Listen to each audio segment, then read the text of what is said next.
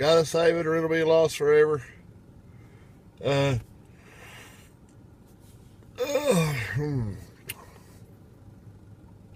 oh, woke up in the car again, or I mean, the spaceship again. uh, and huge revelations. The pyramid being threefold, three-sided.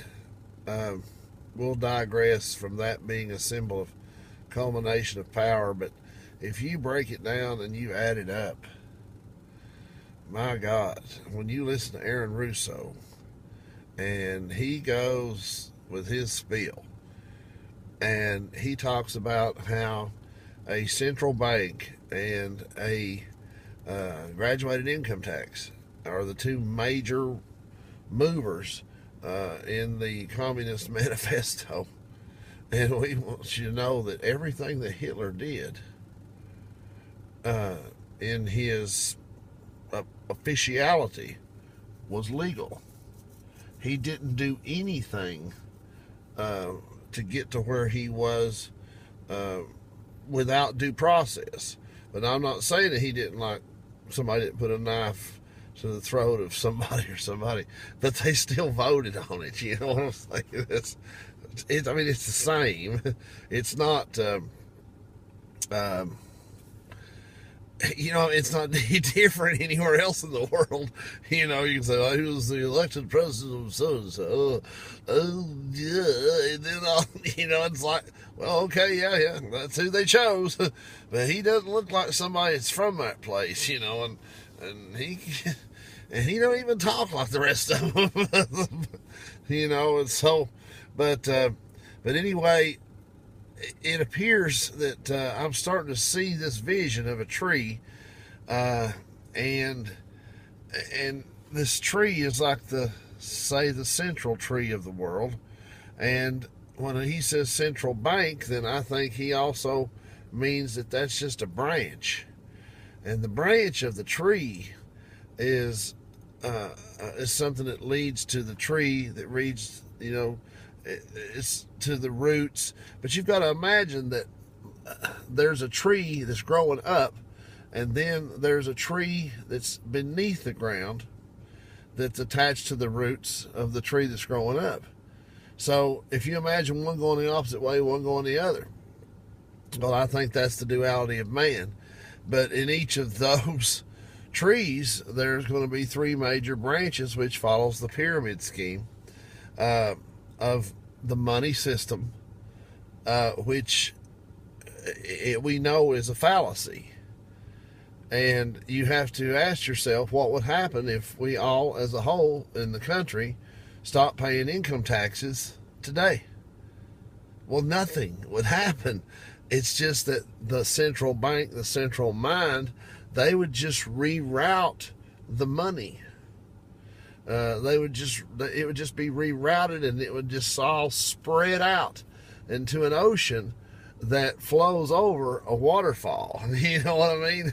So all of our efforts and hopes and dreams and everything are thrown into a big cesspool, and circumstance happens. People have tragedies, and we lose each other, and people die. But even our rate of longevity is controlled, just as our population is. There's just enough population for us to see a little bit of suffering, which invokes empathy, and we even make money off empathy, especially for animals. Oh my God. You know, I mean, there's people that'll send $20 to something over some dog in a pound, and then they'll just walk by the TV eating a big fucking greasy cheeseburger, and some kid's starving. You know, so you can see how deceptive the media is. It's like, well, hell, I do it every day. You know, I sit in my car or my spaceship, I'm sorry, but I sit in my driveway in my car, and it's climate controlled. I've got my iPad and all that shit, and I'm on my way, you know, thinking my thing, doing my thing, and hell, I wake up 2 hours later and I realize I've been asleep, you know. And I think that's what's fixing to happen to America right now is people are fixing to start waking up from the Matrix, and we're starting to say, you mean we've been doing that shit all this time? Oh my God. And then they're going to go, damn it. Because with this inverse tree, you see the opposite of everything. And that central mind, I think, controls the money. You're going to have the big, all that part on one branch. And then you're going to have the profits that are tied in and made from the belief industry, hope, religion, world spirituality, that type of stuff. Tons and tons and tons of money generated through church and religion. So you've got the money out there, or let's, no, I don't even want to say money, because see, money is what's causing it all to work. And so that's where we have the big misconception of that money is the root of all evil. What money is is the root of all money is evil. That's what we got to get it to.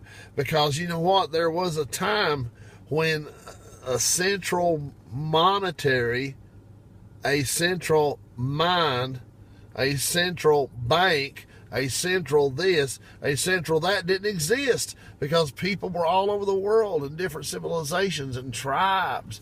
And then along comes something, and maybe some historian can help me, but along comes something that just said, why don't we all just do it like this? And why don't we all just do it like that? And then there become these huge groups of characterizations of people and opinions and all of that. Did they call that civilization?